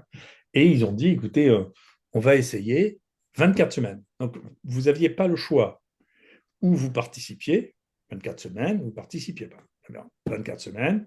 Et donc, ils disent en 24 semaines, au bout de 24 semaines, il n'y a pratiquement plus aucune hépatite C avec du virus circulant, tout va bien. Et donc, ils obtiennent de la FDA et de la NSM d'avoir un traitement prescrit pour 24 semaines. Mais, c'est parce que c'est des voyous. Si vous le faites vous-même, c'est ce qu'on commençait à regarder. Maintenant, la recommandation, c'est 6 semaines. Donc, ils ont fait payer 4 fois plus cher Mm. grâce à l'étude randomisée. Tandis Oui. que si vous faisiez juste, vous voyez qu'au bout d'une semaine ou 2 semaines, il n'y a plus de virus, vous gardez encore 3 ou 4 semaines pour être sûr que ça va pas revenir, puis vous arrêtez. D'accord? C'est voyou. Vous avez compris comment ça marche, ça? Oui, oui, j'ai compris. Et donc, il y a des dizaines de milliers de collègues qui ont fait toutes ces études et qui ont été rémunérés par ces études, promenés dans les 4 coins du monde, quand ils ne sont pas... Alors, comme en France, maintenant, vous êtes obligé de déclarer si vous promenez quelqu'un. D'accord? Un médecin. Donc maintenant, c'est plus eux qui les promènent parce que la malice, bien sûr, de l'argent est sans limite. Qu'est-ce qui s'est passé? Eh bien, ils ont complètement noyauté toutes les associations professionnelles et maintenant, toutes les associations professionnelles sur le sida, elles sont toutes financées par Gilead. Donc Gilead, vous ne pouvez plus trouver la trace du fait que Gilead vous a payé, puisque vous avez été invité par la Terre sans sida, Paris sans sida, Marseille sans sida, qui est payé par Gilead Mm. et qui vous invite à aller aux 4 coins du monde en Brûler business piste en plus. class, manger de la... Non, mais se foutent du monde. Non, mais ils se foutent du monde. Et donc, Euh, moi, tenez, je donnais une piste de trucs. Moi, je suis très intéressé par ça. Je suis très. Ça va me permettre d'avoir quelques ennemis, mais il y en a qui sont déjà mes vous en avez pas assez. ennemis. Non, mais ça m'amuse. Je pense que personne ne réfléchit. Si vous voulez, c'est intéressant de réfléchir. Vous voyez, par exemple, en France, il y a un type qui a dit on va faire la taxe Zuckman pour prendre 1 ou 2% des prix. Ce qui ne me choque pas en soi, c'est pas une mauvaise idée, pourquoi pas. De toute manière, un type qui a 1 milliard, il ne verra pas la différence, honnêtement. Je ne sais même pas à quoi ça sert d'avoir 1 milliard. Enfin, c'est des Mm. choses tellement disproportionnées que enfin, je Bien ne sûr. sais pas. Mais moi, je ferais quelque chose de beaucoup plus important et beaucoup plus rentable. J'y ai pensé parce que j'ai connu plusieurs de ces fondations créées par des milliardaires. Et puis, Trump a tordu Bill Gates comme ça, en disant je vais vous enlever la défiscalisation de votre fondation. Ah bah oui, ça change tout, Et forcément. alors là, c'est pognon, c'est pas 1% que vous prenez. Oui, D'accord. c'est clair. Et ces Ouais. fondations, je peux vous dire, une partie sert à faire de la promotion, une partie sert, c'est tout simplement de l'abus de bien social. Mm. Ces Oui. fondations, il n'y a aucune raison que ces fondations, dont certaines ont des prétentions humanitaires sur lesquelles j'ai le plus grand doute, parce Mm. que même Bill Gates, sa main gauche n'ignore pas ce que fait la main droite, malgré la Bible, vous savez, qui dit qu'en principe, on doit pas, la main gauche doit ignorer ce que fait la main droite. Lui, ce qu'il donne dans la main droite, il sait très bien ce que la main gauche fait, elle le Mm. ramasse de l'autre côté. Donc, si vous voulez, je n'y crois pas, ça, la philanthropie des milliardaires, je n'y crois pas. C'est comme Oui, ça. oui, bah, ça, ouais. Et Bon. donc, je pense que si vraiment en France, on veut ramasser de l'argent chez les milliardaires, eh bien, il faut euh, arrêter. S'ils veulent vraiment donner, qu'ils donnent. Je trouve ça Mm. bien. Ça, c'est de la philanthropie. Je donne, écoutez, voilà, je donne 1 milliard pour faire ça, très bien. Mais je ne déduis rien. C'est pas mes impôts qui donnent. Mm. Est-ce que Bah là, oui, oui, c'est clair que c'est ça mes change rien. impôts qui donnent. Oui. C'est nous qui Ouais. payons sa générosité. Donc, je ne suis pas d'accord. Vous voyez? Vous Oui. n'êtes pas surpris. Moi, plus rien me surprend parce que Ah non, en j'ai toujours effet. une hésitation pour savoir s'ils sont idiots ou s'ils sont compromis. Donc, je n'arrive pas trop à savoir. Mais par exemple, je trouvais, vous voyez, pour les milliardaires, c'est pareil. Il y en a quelques-uns que j'ai dans le pif. Je trouve que les milliardaires qui sont propriétaires de journaux et qui reçoivent une subvention de l'État pour leurs journaux, c'est aussi totalement normal. Ils ont qu'à assumer, ils sont milliardaires, ils ont qu'à payer eux. Mm. Oui, bah, c'est clair. On ne paye pas pour la liberté de la presse quand ça appartient à un milliardaire. On Oui. paye un milliardaire. C'est Donc, vrai oui, que ça, c'est des pistes. on marche sur la tête. On marche la tête, mais c'est des Mm. pistes. Vous voulez faire Oui. des économies, vous savez que l'État, alors que vous me disiez, écoutez, on finance l'humanité, je veux bien, l'humanité, ça appartient pas à des milliardaires. Et Oui. puis, un truc, alors on dit, bon, on soutient l'humanité, mais même l'humanité, je trouve qu'ils sont pas très opposants, en réalité. Bien sûr, ils sont dépendants quand même. On leur donne leur truc. Vous savez pas si la régulation de trucs va pas leur enlever leurs 4 sous, là. Mm. Et donc, ils ont intérêt à être prudents, eux aussi. Donc, c'est très dangereux, les subventions d'État, hein. Oui, c'est pour ça que le journalisme indépendant, pour moi, est la seule voie à suivre, hein. Ça, c'est clair. Oui, eux ne Euh, sont pas indépendants, ils clament leur indépendance, mais quand on est payé par l'État, on n'est pas ah indépendant. bah non, ça, c'est sûr, ça, c'est sûr. Juste pour revenir sur ce que vous disiez, parce que j'ai regardé votre interview récente, là, la plus longue, avec Géopolitique Profonde, vous parliez de euh, l'augmentation des turbocancers qui serait en lien avec la vaccination Covid. Je voulais savoir ce Non, qu'on était. j'ai jamais parlé de turbo-cancer parce que je ne sais pas ce que c'est. D'accord. Je ne sais même pas si c'est une définition qui existe. Ce que j'ai dit, il y a 3 études maintenant qui ont montré, il y a 3 études. Alors, elles ont le droit d'être contestées, elles ont le droit de. Très bien. Mais il y a une étude japonaise, une étude coréenne, une étude italienne qui disent, écoutez, il y a plus de cancer après vaccination que sans vaccination. Bien. Mm. Chacun a son mode de calcul. Il y en a, ils ont fait à la masse sur 9 millions de Coréens. Ils ont calculé l'augmentation du nombre de cancers en fonction du nombre d'augmentation de Donc, vaccination. Il y en a d'autres qui ont regardé vraiment les vaccinés, pas les vaccinés. Très bien. Moi, je trouve que, bien sûr, dans les conditions dans lesquelles ce vaccin a été commercialisé, qu'il y ait des cancers 1 an après était par définition invisible. Parce que quand on fait un vaccin en 3 mois, on ne peut pas savoir ce qui se passe à 1 an. C'est comme on ne peut pas savoir ce qui se passe chez les femmes enceintes. C'est pas possible. Voilà. mm, C'est une impossibilité physique, ça, c'est pas de l'opinion. Ouais. Et oui, donc, ce que je dis, c'est une question. Donc, moi, qui est- je souhaite qu'on ait les données. C'est ça. Alors, Mais, en France, on n'a pas accès aux données. Il y a pas de. mais- Eux, ils disaient c'est très, très important. Il y a une augmentation qu'on voit du nombre de cancers du pancréas. Théoriquement, en France, ils ont, un, est vacciné, deux, mais il n'y a pas de registre des cancers du pancréas accessible. Est-ce qu'il y a, moi, les deux cibles que je vois, c'est les lymphomes, parce que c'est ça que leur avait foutu la première thérapie génique de Alain Fischer, c'était les lymphomes qui était sorti. Il y avait 4 lymphomes sur 9 gosses qui avaient reçu la thérapie génique, dont 2 sont morts. Bon, Mhm. donc les lymphomes, quand même, ça mérite de regarder, surtout que on sait bien qu'effectivement, il y a beaucoup d'adénopathies, donc de ganglions qui sortent axillaires ou cervicaux chez les gens qui sont vaccinés. Bon, cette stimulation des ganglions à ce site-là, est-ce que ça peut être lié ou non avec des cancers? Je n'en sais rien. Mais globalement, il y a deux questions différentes. Il y a un, biologiquement, moi, ça m'intéresse. J'ai regardé, et puis après, j'ai arrêté parce que j'avais plus l'accès aux outils. Mais j'ai regardé s'il y avait de l'ADN dans les vaccins Pfizer, et oui, il y a de l'ADN, il y en a pas mal. C'est dans des vacuoles lipidiques qui rentrent dans les cellules, et une fois que vous faites rentrer l'ADN dans les cellules, de rentrer dans le noyau, c'est extrêmement simple. Mais je ne sais pas ce que ça y fait dans les noyaux. Peut-être que ça peut augmenter les cancers, peut-être qu'au contraire, ça peut les diminuer, j'en sais rien. Ce que Mhm. je sais, c'est qu'on fait de la manipulation génétique avec ça. Voilà.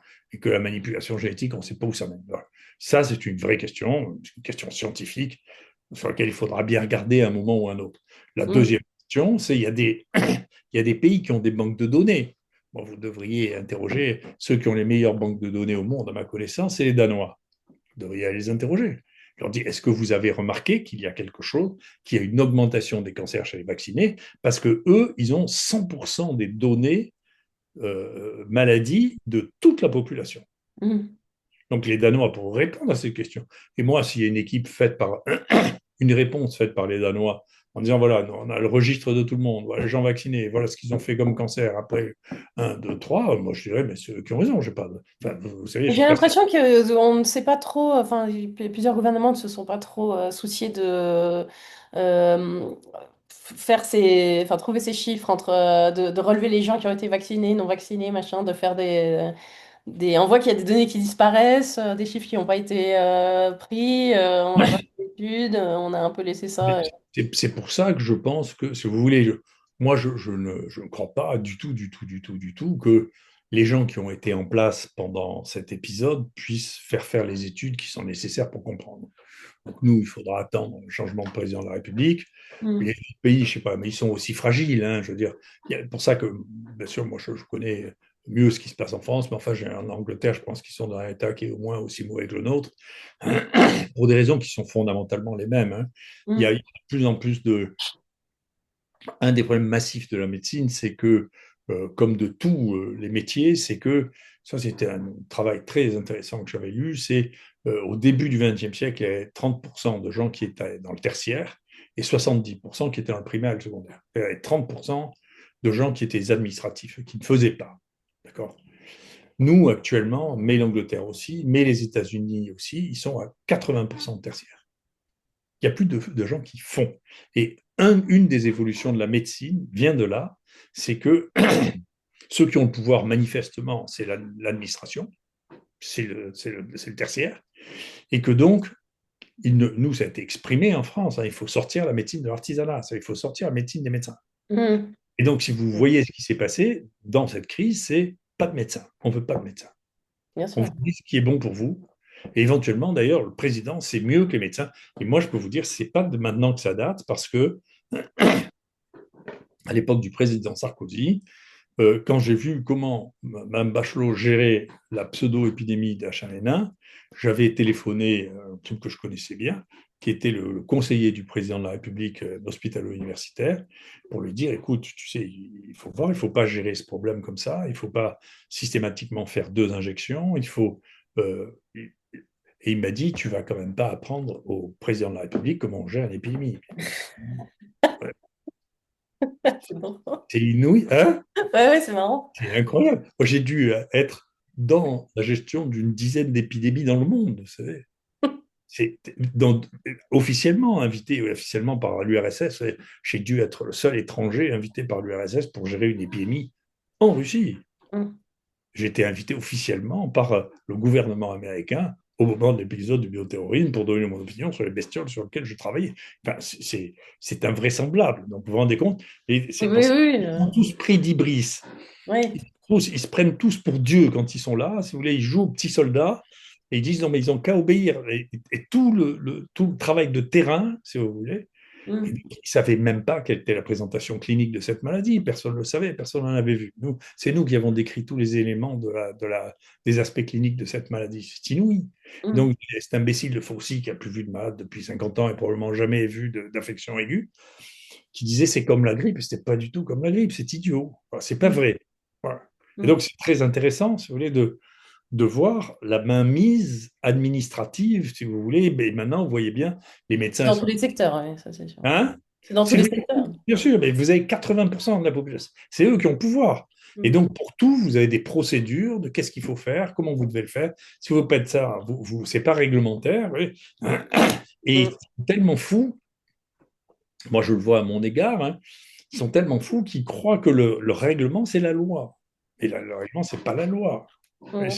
Ça n'a rien à voir. Le règlement, c'est l'opinion de ceux qui fait le règlement à ce moment-là. Vous voyez. Oui, oui, en Suisse, j'ai grandi avec un cadre assez strict que j'avais du mal à. Enfin, je comprenais pas pourquoi on me disait c'est écrit, il faut faire comme ça parce qu'on a dit que c'était comme ça. Mais je veux dire, si c'est pas logique, pourquoi est-ce qu'on obéirait à un moment donné Non, mais c'est même pas, là, c'est même pas, si vous voulez, la question. Moi, je ne suis pas d'accord avec vous. Moi, je ne crois pas du tout. Je veux dire, je crois ni à la raison, ni à la justice. Donc, je suis très libre. Donc, simplement, la justice, je pense qu'il faut l'appliquer. C'est-à-dire Mm, qu'il y a des lois, on les aime ou on les aime pas, mais quand l'administration transgresse ses propres lois, vous voyez, par exemple, je vous disais tout à l'heure, vous voyez, nous, on a été très embêtés pour l'hydroxychloroquine parce que les gens ne connaissent pas la loi. Là, on a demandé au meilleur juriste de la santé, un professeur de droit de la santé, qui est venu défendre un de mes collègues, au nom de vous ne pouviez pas le faire parce que le ministre a pris un décret. Et le juriste lui dit, écoutez, je vais vous rappeler la loi est supérieure au décret. mm. Donc le décret est illégal en réalité.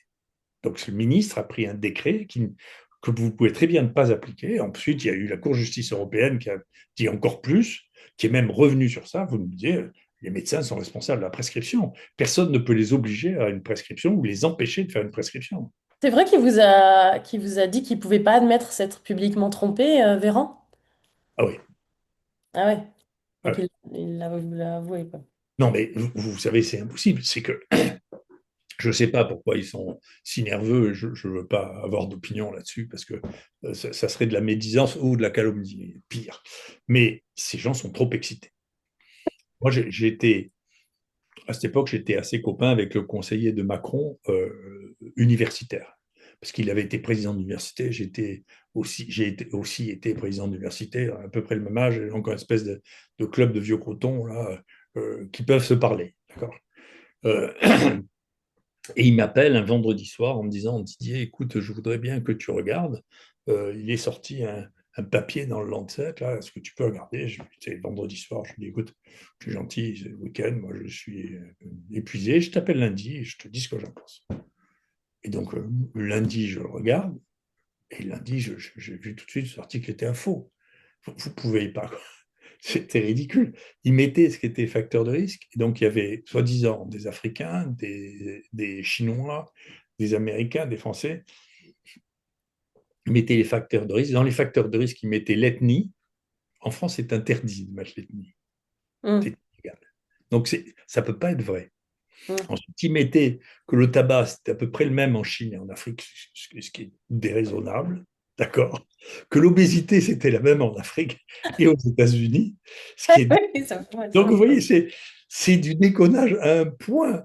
Mais même ChatGPT ne peut pas faire ça. Vous voyez, vous lisiez ça, et le pire, c'est que les Australiens ont gueulé en disant, écoutez, dans votre étude, il y a plus de Covid que ce qu'il y a eu de Covid dans toute l'Australie. Comment est-ce possible?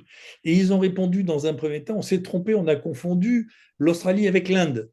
Donc, ils venaient d'Inde. Non, mais. Et donc, le Ouais. ministre et le directeur de l'OMS ont pris dans le week-end sans être capables de lire correctement un papier, ont pris une décision de folie. Et donc, c'est encore pire pour le directeur de l'OMS, parce que le directeur de l'OMS, il a bouffé de la chloroquine toute sa vie. Hein. Il est éthiopien, et comme Mhm. le palu éthiopien est un palu qui reste sensible à la chloroquine, il a continué à en bouffer.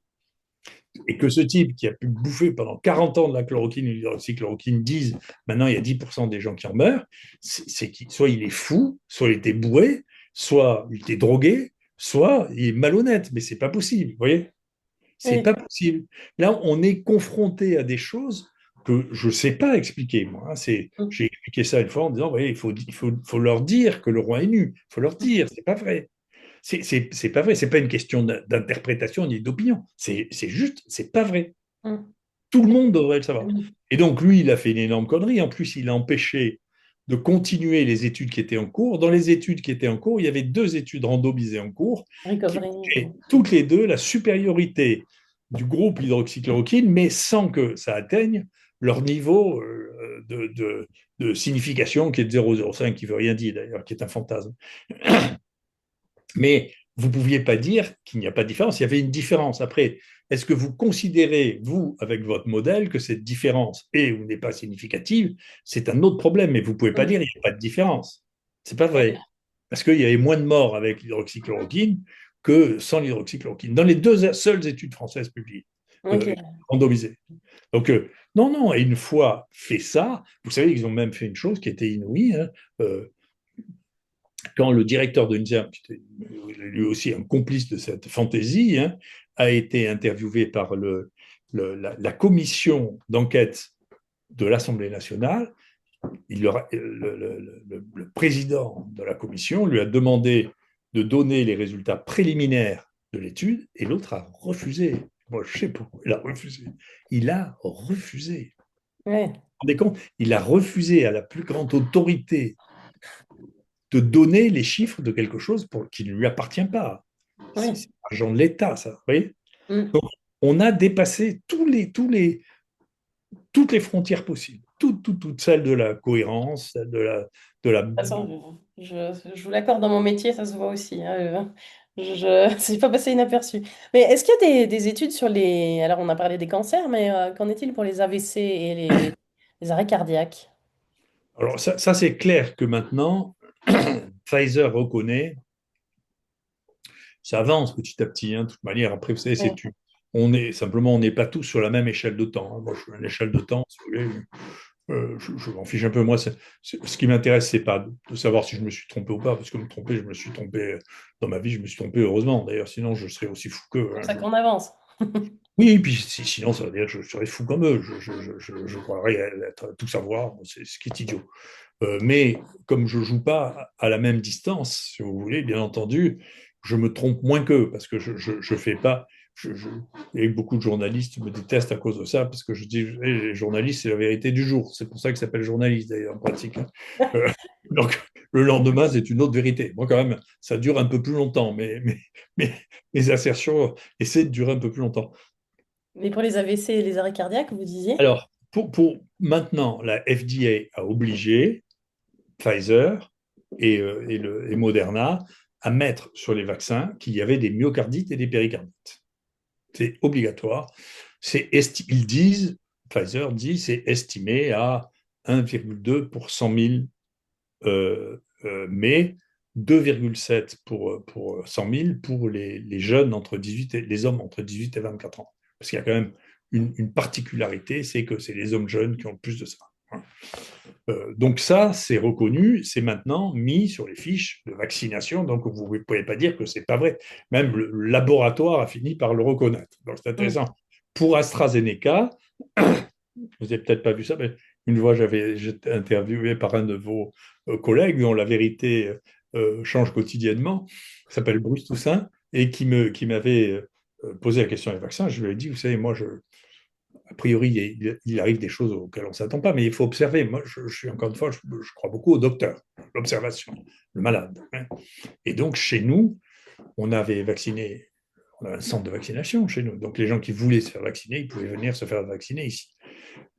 Il y a une jeune femme qui voulait absolument se vacciner parce que son copain, qui était étudiant en médecine, s'était fait vacciner, qu'elle voulait se faire vacciner pour pouvoir aller à l'hôpital au moment où ce n'était pas encore obligatoire. Très bien, elle a été vaccinée et la fille, dans les 15 jours, elle a perdu un œil du fait d'une Ah thrombose oui. centrale de la rétine. Moi, quand j'ai vu ça, je fais ce qui est mon métier. J'ai regardé la bibliographie, j'ai vu qu'il y en avait trois ou quatre qui avaient déjà été rapportés. C'était AstraZeneca, hein, qui avait été rapporté en Angleterre. Donc, je l'ai dit, moi, sur ma chaîne, faites faire attention. En particulier, il ne faut pas faire ça chez les femmes de moins de 50 ans parce qu'on sait que il y a des troubles de la coagulation beaucoup plus importants. Et puis, on avait chez nous une hématologue spécialiste coagulation. Ils ont dit, mais les troubles de la coagulation, énormes avec ce truc, faire très attention. Très bien. Et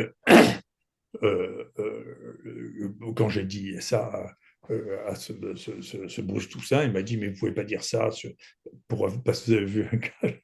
Je dis, mais ça commence tout par un cas, surtout que si personne n'observe, c'est le premier qui observe, qui regarde. Mais maintenant, vous savez que il a dit ça au Mm. moment où AstraZeneca cessait de le commercialiser. Le Oui, Danemark j'ai vu avait, l'interview. avait arrêté depuis 2 ou 3 mois de le faire. Et Mm. maintenant, AstraZeneca vient de le reconnaître officiellement. Il faut envoyer ça à Bruce Toussaint. Et il y avait, de l'autre côté, est-ce que vous êtes d'accord pour parler avec M. Molimar, qui défend n'importe quoi? Il est payé jusqu'aux oreilles par l'intermédiaire de son université, et il défend n'importe quoi, n'importe quoi, n'importe quoi, en disant c'est pas vrai. Il a même Mais prétendu à ce moment-là qu'il y avait une association de malades contre l'IHU. Jamais eu. C'est un mensonge éhonté. Enfin, jamais un malade ne s'est plaint de la prise en charge du Covid dans l'IHU. C'est jamais arrivé. Mais par contre, il me semble, enfin, les reproches qu'on vous fait souvent, c'est d'avoir recommandé, enfin, enjoint le personnel soignant à se faire vacciner. Il y en a 2000 qui ont été suspendus sans salaire. Donc, est-ce qu'avec le recul, vous regardez enfin, quel regard portez-vous là-dessus, avec le recul? Je vous ai dit quelque chose, mais vous ne voulez pas écouter. Mais c'est pas grave, ça m'arrive souvent qu'on ne m'écoute pas. Vous savez, je ne jamais, mon métier, sauf si on était dans des situations, et même dans des situations extrêmes, et je suis gêné de répéter ça, mais c'est mon histoire et l'histoire de ma famille. Je suis une famille de résistants, génération de résistants, y compris ma grand-mère a été déportée à Ravensbrück parce qu'elle a géré pendant 3 mois toute seule le réseau de résistance à Marseille. Donc, si vous voulez, et elle, malheureuse, faisait 1,50 m et pesait 40 kilos. Elle avait 60 ans. Elle est revenue. Donc, d'abord, on est robuste, cette famille, mais jamais elle aurait fait une déclaration publique dans un journal en disant qu'il ne fallait pas appliquer la loi. Enfin, vous ne pouvez pas dire aux gens de ne pas appliquer la loi. Vous ne pouvez pas le faire. Et si c'était à refaire, je referais la même chose. C'est-à-dire, je n'oserais pas leur dire, écoutez, faites comme vous voulez, mais il faut que vous ayez votre certificat.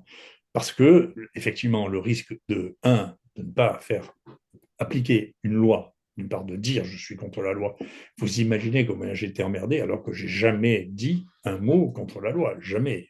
Vous voyez, Mm. je ne rapportais que ce que je faisais. Et vous voyez à quel point ils m'ont persécuté. Donc, et deuxièmement, moi personnellement, je ne me sentais pas capable de prendre la responsabilité de dire aux gens ne le faites pas parce que ce qui s'est passé, c'est ce que vous dites, c'est-à-dire que pendant 2 ans, ces gens n'ont pas eu un sou. Donc, si vous voulez, c'est prendre une Oui, responsabilité oui. énorme, si vous voulez, de dire. Donc, moi, il y a des syndicats qui m'ont demandé, j'ai dit, mais c'est à vous à lutter contre la loi, c'est à vous à le faire, Mm. mobilisez-vous, faites quelque chose.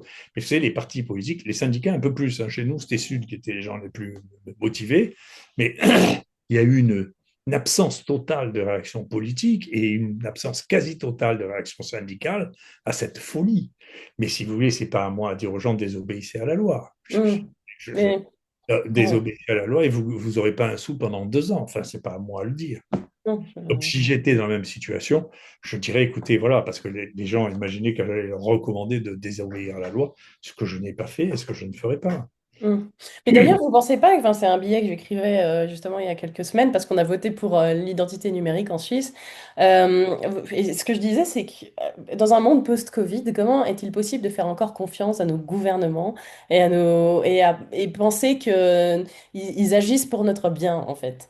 Est-ce que la perte de confiance dans les autorités, c'est pas la plus grave conséquence de cette chapitre Covid? Ah, c'est une des conséquences, mais ça avait commencé. Mais si vous voulez, ce qui est vrai, c'est que moi, ce qui me gêne, c'est pas que les gens n'aient pas confiance dans les politiques, parce que moi-même, je n'ai pas tellement confiance, alors je suis d'accord avec eux. Donc, si vous voulez, globalement, et puis moi, je sais de quoi je parle, parce que je les connais, quoi.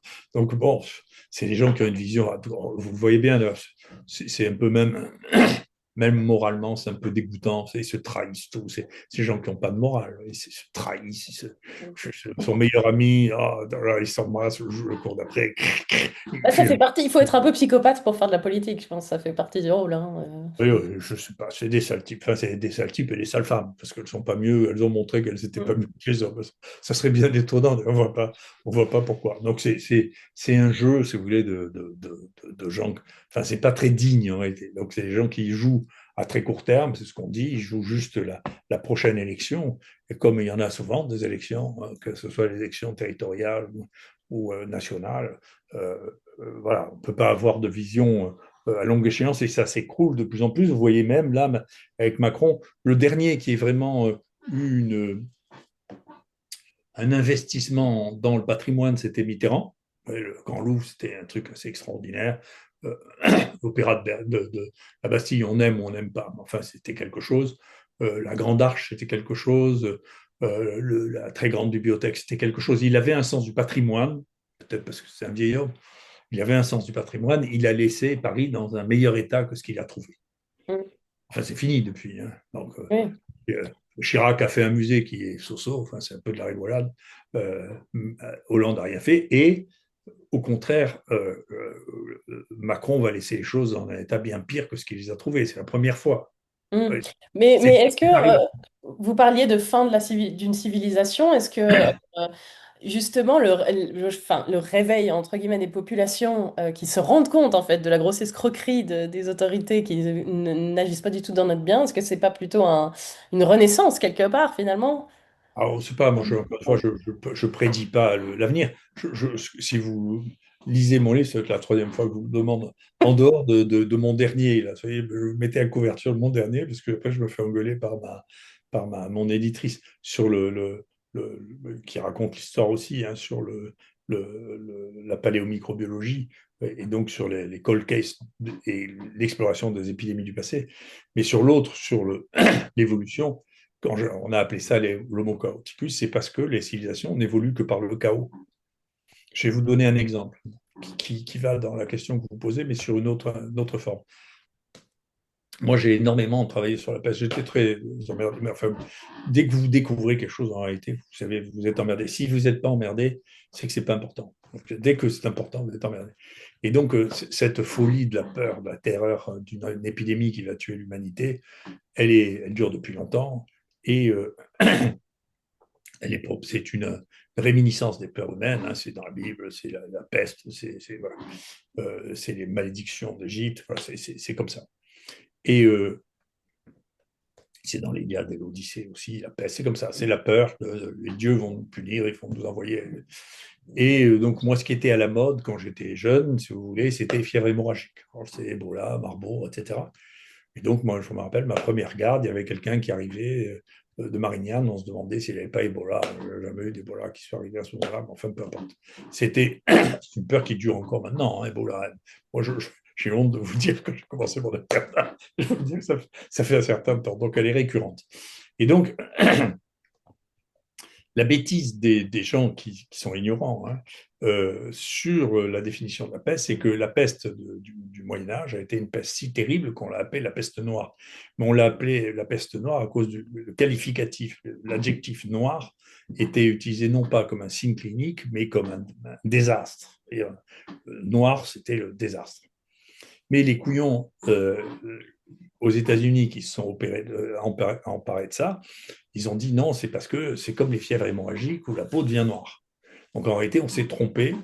C'était pas la peste, c'était une fièvre hémorragique qui a tué 30-40% de l'humanité, enfin de l'Europe. Mais nous, on savait bien que c'est pas vrai parce il y a des descriptions très précises en France, hein, Mm. du médecin du pape, s'appelle Guy de Chauliac. Et donc, c'est une maladie bubonique. Et puis, si vous vous intéressez à l'art, bon, regardez un peu, si vous vous intéressez à l'art, les tableaux de Saint-Roch. Et vous D'accord. verrez que vous voyez très bien bubon, la peste bubonique, ça veut dire bubo? Non, vous n'avez pas fait de latin, ça veut dire laine. Et donc, c'est les ganglions de laine, c'est ça la peste bubonique. Ah D'accord? oui, d'accord. Et donc, si on appelait ça la peste bubonique, c'était un diagnostic extrêmement facile, la peste, hein. On Mm. pouvait pas, on peut pas confondre une fièvre hémorragique avec la peste. Donc, et en plus, Procope, qui était le temps de Justinien, avait fait une description, y compris anatomopathologique, de la peste, qui était parfaite. Donc, Donc, vous voulez dire que les s'il était Américains pensent que c'était une fièvre hémorragique il pensait ça, il y avait des best-sellers, et puis après, on en parlait tous les jours à la télévision avec vos amis du J'ai pas peur de ce qu'on dira demain, qui trouvaient que c'était merveilleux de faire peur aux gens en disant il va y avoir une fièvre hémorragique. Mais vous savez, c'est la même chose que disait Bill Gates, ou qui dit maintenant, hein, cette peur, on va saisir la peur, il faut financer. Je ne veux pas vous raconter la peur du bioterrorisme qui était une manipulation de la CIA, on le sait très bien, hein. Oui, vous l'aviez raconté dans la première interview déjà.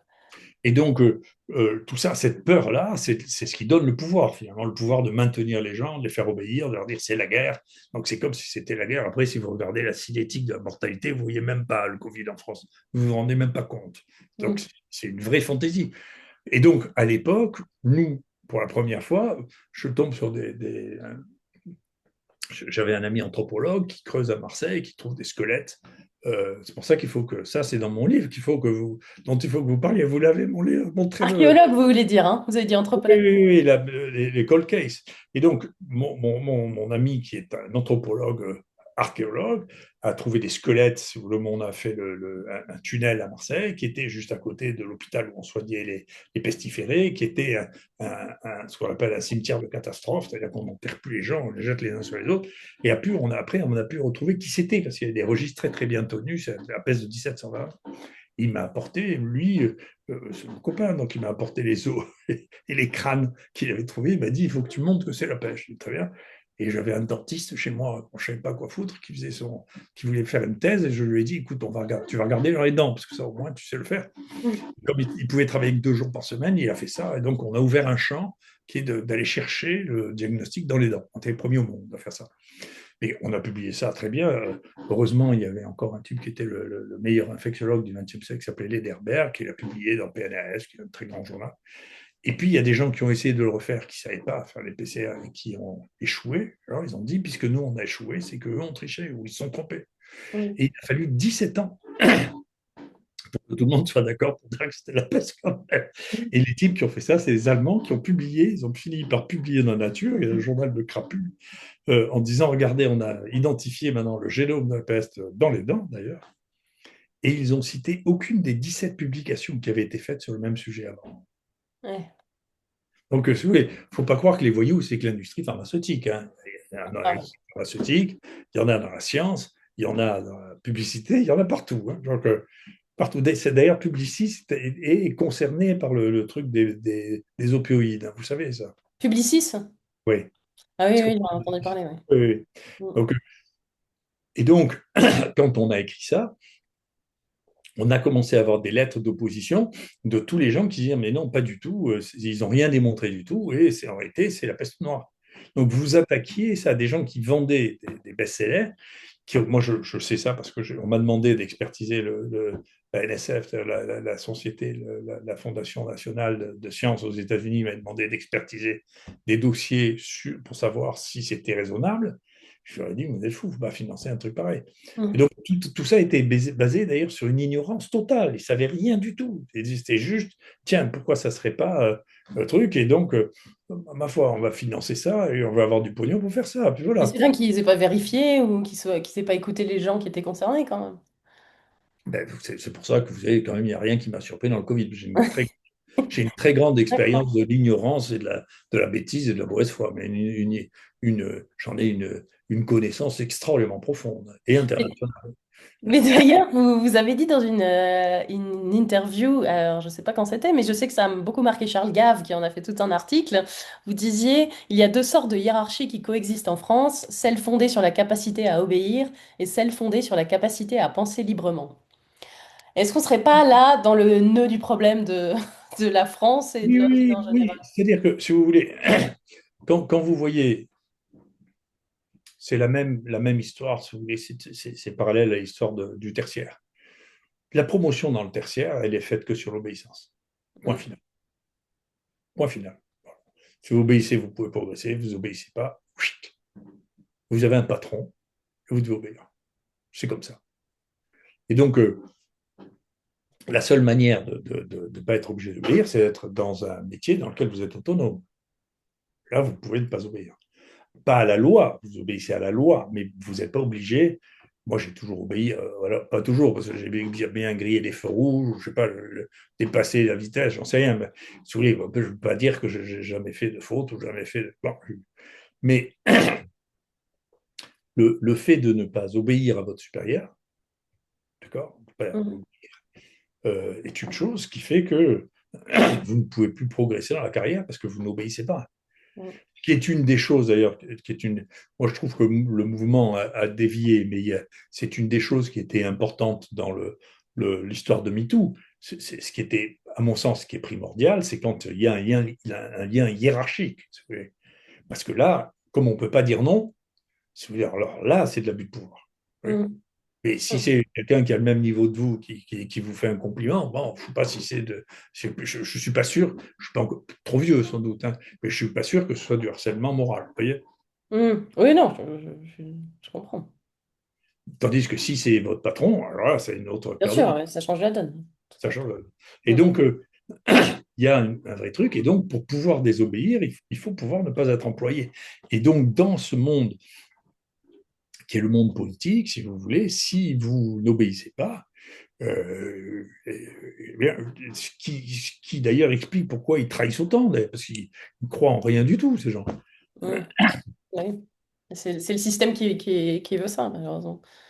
Oui, oui, puis je sais pas comment on peut faire autrement. Moi, j'avais dit, au moment, ça m'avait intéressé, c'était un des rares moments où j'étais intéressé par le tour que prenaient les choses, si vous voulez, c'est quand Fillon a été inculpé pour avoir employé sa femme Un emploi fictif, oui. conseillère ou comme, je sais pas, assistante parlementaire. Euh, et moi, lui, il est arrivé en apportant les dossiers il y avait 30% des députés qui disaient la même chose. Mais ça, c'est un des trucs des politiques, c'est un des trucs des bandits. Si les autres le font, moi, je peux le faire aussi. Mais si c'est contre la loi, c'est contre la loi. Ça Mhm. n'a rien à voir avec le fait que ce soit bien ou pas bien. C'est la Ouais. loi, comme ça. C'est pour ça que je dis, moi, je ne crois pas à la justice, je ne crois pas à la raison. Mhm. Donc, c'est pour ça que je suis Vous très. croyez en quoi, du coup, alors? Alors, écoutez, je crois en la vertu. Voilà, je suis un stoïcien, donc je crois en la vertu. C'est pas Et je mal. pense que chez chacun définit sa propre vertu. Voilà. D'accord. C'est comme ça. Voilà. Et donc, moi, je veux pouvoir me regarder dans la glace, et donc le reste, je m'en fiche. Voilà.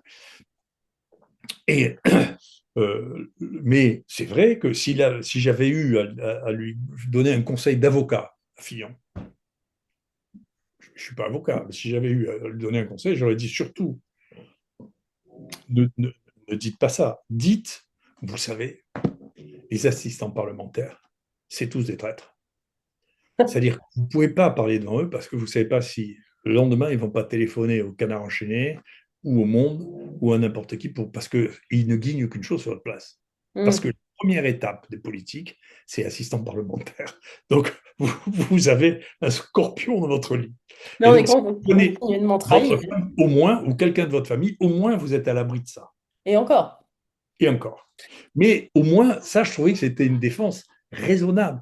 La Mhm. défense qui consiste à dire, mais vous m'arrêtez, ben, j'ai grillé le feu rouge, mais lui aussi, il a grillé. Vous convient que jamais un policier, que ça marche. Ça ne marche jamais. Vous voyez, mais de Ouais. dire, vous savez, dans ce nid de vipères, vous êtes bien obligé de choisir des gens qui puissent vous aider et dont vous pensez qu'ils ne vont pas vous trahir le lendemain. Ça, à mon sens, c'est cohérent. Oui, enfin bon, on peut pas tout. Sinon, tout le monde embaucherait que sa famille, hein. Ça jouerait pas tellement non Non, plus. mais il y a des métiers dans lesquels il y a des métiers dans lesquels, franchement, le degré de trahison est tel que, franchement, c'est pas raisonnable de les empêcher de prendre des gens en qui ils ont confiance. Vous n'allez pas mettre un appel d'offres, si vous voulez, pour prendre des gens que vous ne connaissez pas, parce que les types, enfin, on sait que là-dedans, c'est un nid de vipères. Enfin, Ah ils bah oui, sont non, mais les uns ça, les c'est autres, sûr. c'est inouï. Et encore, ensuite, vous n'avez probablement pas ça, parce qu'il n'y a pas tout ce qui va avec le fait. Ah oui, Bah, à partir du moment où il y a du pouvoir, je pense que, je veux dire, c'est Oui, humain. mais je pense que les hommes politiques suisses ont moins de pouvoir que les hommes politiques Oui, français. bah, ils sont plus proches du peuple, ça c'est sûr. Et, je veux dire, ils prennent Il y a le. les votations quand même. Bon, il y a les votations. Si j'avais une vision à faire, euh, c'est de la démocratie, je trouverais que le tirage au sort, c'est bien. C'est difficile de savoir qu'est-ce qui peut remplacer le vote majoritaire. C'est Ah, compliqué. c'est clair, oui. On prend le pire. En tout cas, moi, je suis pour le tirage au sort. Donc, je trouverais que c'est assez intelligent. Déjà, il y aurait moins de chances que ce soit des arrivistes et des trucs. Et un temps limité, vous voyez, de tirage au sort. Peut-être même, d'ailleurs, alors là, j'espère que je vais vous choquer, parce que je serais choqué de ne pas vous choquer. Peut-être même le tirage au sort censitaire. Au 19e siècle, le vote était censitaire. Il n'y a que les hommes, bien sûr, à l'époque, mais il y avait une autre chose, c'est que c'était le vote censitaire. C'est-à-dire que c'était ceux qui payaient les impôts, puisque un des éléments, peut-être l'élément essentiel des assemblées législatives, c'est le budget. Ouais. Le Oui, budget, donc c'est c'est ceux eux qui qui décident payent. de nouveau leur argent, quoi. Mais maintenant, comme on ne pourrait plus faire du vote censitaire, et puis vous savez, c'était comme le Sénat romain était fait de gens qui étaient déjà riches, donc ils avaient moins besoin de voler, si vous voulez, que ceux qui sont pauvres, qui en profitent pour manger comme des cochons. Vous voyez, Ouais. donc ils avaient moins. Alors il y a des riches voleurs aussi, hein, je suis d'accord, mais c'est un appétit moindre, quoi. Voilà, Ouais. c'était ce truc de Rome, c'était ça. Donc les sénateurs, c'était que des gens qui étaient riches. Et puis, bien sûr, les consuls, il y en avait toujours deux, et ils étaient là que pour un an. Mm. Donc là, vous ne pouviez pas avoir d'effet autoritaire. Les effets autoritaires, c'est arrivé effectivement à la fin de la République. Quelqu'un qui a décidé qu'il était dictateur. Et je voulais vous demander aussi, vous qui connaissez bien l'Afrique, est-ce que l'état de santé de enfin, de la France, enfin l'état du système de santé en France, arrive à des niveaux similaires, voire inférieurs à ceux de l'Afrique, à certains pays d'Afrique? Alors, ça dépend desquels, mais par exemple, moi, j'ai eu des ennuis pour ça aussi, mais enfin, j'ai eu des ennuis parce que je m'exprime.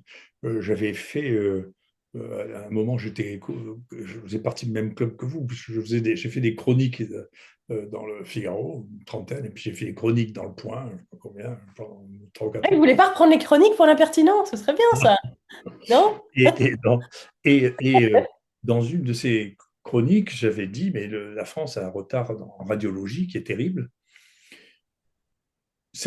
Du coup, je me suis tellement disputé avec les radiologues marseillais qu'ils ont fait ce que je voulais, ce qui était bien d'ailleurs, mais ils m'ont poursuivi aussi au Conseil de l'Ordre.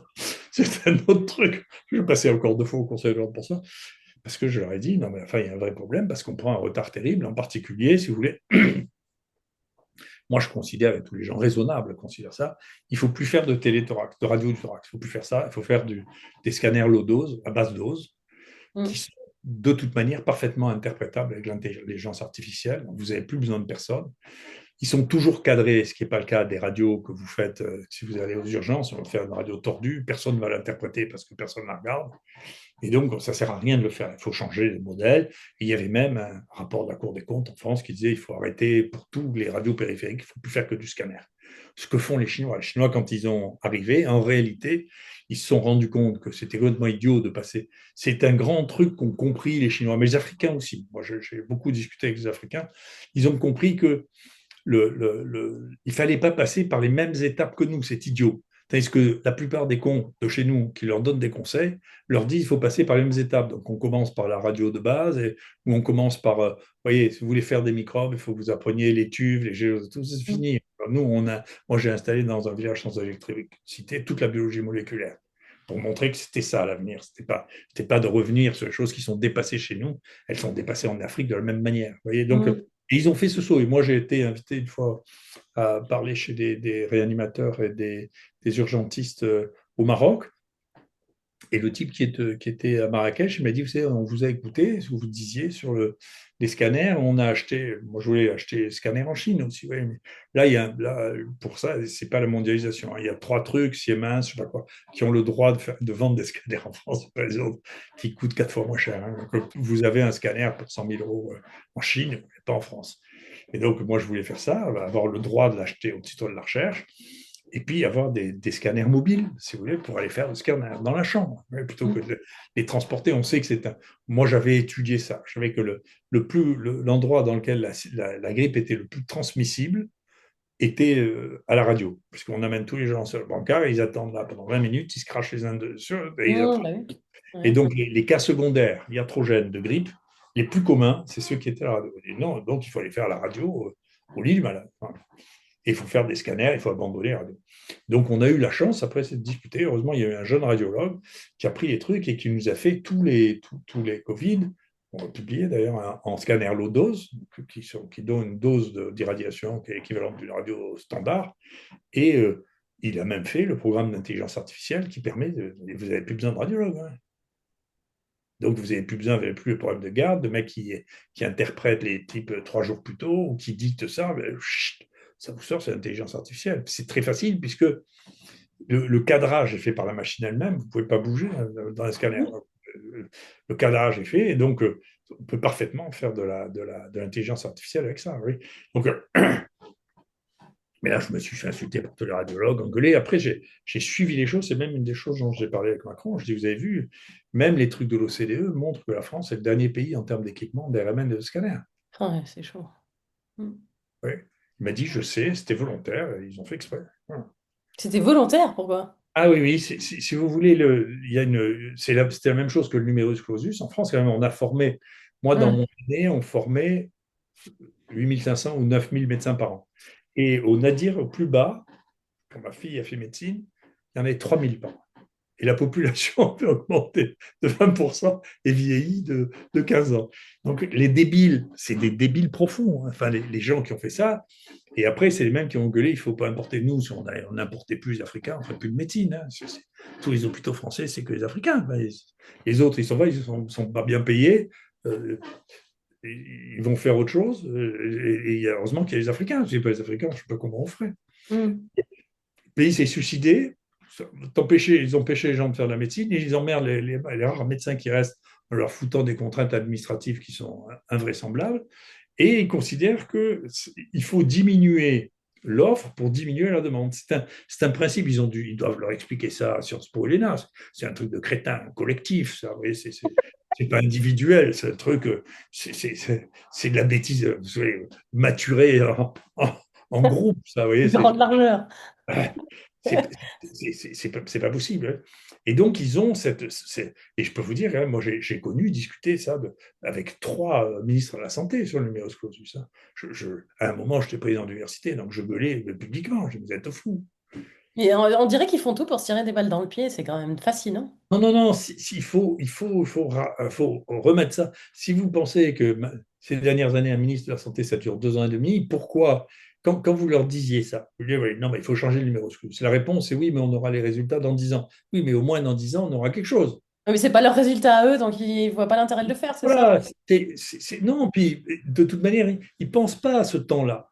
Oui, Vous voyez, c'est pas du long terme, ouais, d'accord. c'est pas, personne ne pense. C'est pour ça que De Gaulle avait raison sur une chose, si vous voulez. Pas toujours raison, mais il avait raison sur une chose. Il voulait transformer le Sénat. Le Sénat, il ne veut rien dire. Le Sénat, c'est la même chose, c'est les mêmes que les autres. Ils échangent les cartes, mais c'est les mêmes que l'Assemblée nationale. Avant, il y avait une limite d'âge, vous voyez, comme chez les Romains, on ne peut pas rentrer avant d'avoir 35 ans. Et puis, deuxièmement, De Gaulle avait dit qu'il voulait faire une espèce de, de centre économique et social dans lequel on mettrait des gens qui avaient déjà eu des carrières, qui représenteraient la chambre haute, c'est les sages. Hmm. Les sénateurs ne sont pas plus sages que les autres, hein. C'est les mêmes. Donc là, si vous mettez, je ne sais pas, vous choisissez, voilà, les patrons, les types qui ont été 5 ans patrons d'un syndicat, les gens qui ont été pendant 10 ans patrons d'une grosse entreprise, les gens, voilà, mettez ça, vous voyez, un mixte représentatif de la population, si vous voulez, qui a la distance. C'est plus là c'est plus le peuple, si vous voulez. Donc, Hmm. moi, je suis assez pour cette séparation, si vous voulez, entre la chambre haute et comme il y avait sur Rome, vous savez, il y a le Sénat et puis les tribuns du peuple. Donc c'est bien qu'il y ait les deux. Donc il y a un équilibre entre le désir du peuple, et en particulier le peuple, ce qu'il veut, c'est augmenter sa capacité de consommer. Vous ne pouvez pas avoir tout le monde qui soit d'accord là-dessus. Il faut bien qu'ils disent, attendez, mais qui c'est qui va payer tout ça à la fin? Oui, on est en pleine déconnexion, je pense que c'est effectivement ce Oui, qui... depuis longtemps, vous savez, ils appliquent tous le grand, quand même, le grand économiste qui a influencé tout ça, c'est Keynes. Hein, vous savez, donc Keynes, c'est lui qui a commencé à dire, par exemple, on endette le pays, ça relancera la croissance, et ils pensent tous pareil. Hein, donc, Mm. et quand on demandait à Keynes, Keynes n'avait pas d'enfant, ce qui veut dire quelque chose. Quand on a demandé à Keynes, mais qui c'est qui remboursera tout ça dans 20 ans? Il dit, on s'en fout, on sera mort. Ouais, Oui. Donc, effectivement. c'est ça l'économie moderne, quand même, vous voyez? Mm. L'économie moderne, c'est on s'en fout, on sera mort. On sera plus là ou on sera mort. Ouais. Ouais, oui, c'est... Je vois. Bah, du coup, je vais vous poser ma dernière question, comme ça après je vous laisse tranquille, hein. Vous m'avez déjà accordé beaucoup de temps, je vous en remercie. Alors, ma dernière question, est-ce que enfin, j'ai vu que vous aviez recommandé un truc pour les personnes âgées qui s'appelle le Shilajit et Non, ça, lancer une crème de nuit? c'est pas moi. Non, non, non, non, j'ai utilisé un certain nombre de choses que j'ai trouvées pour faire une start-up de cosmétologie qui s'appelle Magnificence. Ça, c'est vrai. D'accord, oui. Tout le reste n'est pas vrai.